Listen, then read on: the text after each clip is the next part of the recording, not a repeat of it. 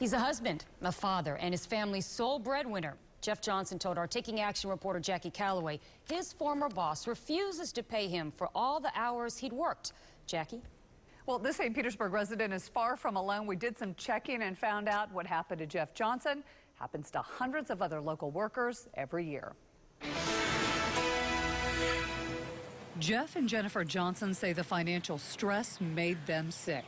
We ended up having to overdraft our bank account to put gas in the car for me to get to work and to get the kids to school. Jeff Johnson, a security guard, was let go in May.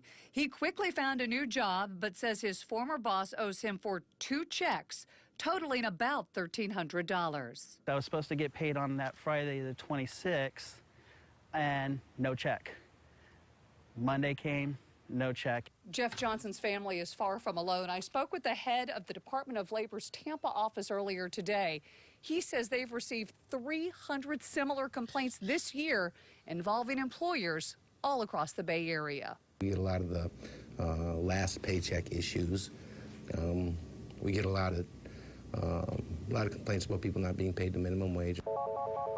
The Department of Labor's Tampa office employs 2 full-time staffers who handle nothing but wage and hour issues like Jeff Johnson's. That is their sole primary responsibility, and their whole purpose in life is to take calls like that to make sure that one person with one issue can be dealt with. We can deal with that pretty quickly over the telephone, usually with employers. Jeff says he's called and emailed his former employer for weeks, but gotten little response. I put the family in touch with the Department of Labor. Then I emailed his former boss, who is the owner of Elite Status Security and Technical Systems. I got an email saying that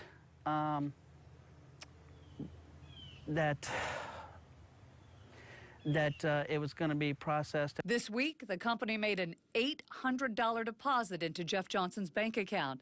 He says it's a little more than half of what he's owed.